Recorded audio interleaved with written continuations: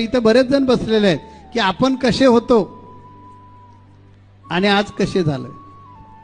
मी काही जादूटोना नाही केलेला आहे, कारण माझा त्याच्यावर विश्वास नाही. जंतर मंतरवर माझा विश्वासच नाही. करणी करणं, चेटूक नाटूक करणं, भूतभुताटकी उठवणं हे सगळे थोतांड प्रकार आहेत. लिंब टिंब हे थोतांड प्रकार आहे. माझं म्हणणं, लिंब कुणी टाकली तर घरी घेऊन या, सरबत करा, प्या, आणि केसाला धक्का लागला तर मला विचारा. अरे लिंबानं काय होणार असेल तर मोदीने का नाही ते पहलगामच्या स्ट्रोकमध्ये जे पाकिस्तानवर ब्रह्मोस्त्र वगैरे टाकले, लिंबच टाकली असती ना. कारण एक क्षेपणास्त्र टाकण्यासाठी ते वाया जाताना नंतर क्षेपणास्त्र कोट्यावधी रुपये खर्च येतो. लिंब किती रुपये किलो मिळतील? कितीतरी सोपं होतं ना.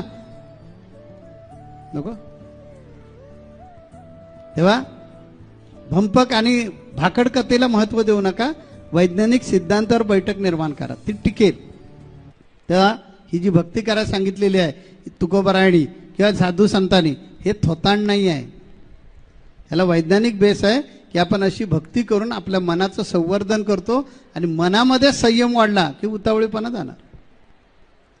आपल्यामध्ये समजसूचकता आली की जीवनात काही प्रसंग आला, तो काय आलाय ज्याचा त्याला प्रत्येकाला कळत असतो काय प्रसंग आलाय, आणि आता तर कसं बाहेर पडायचं तेवढंच कळत नाही, ते आमच्याकडे आलेत.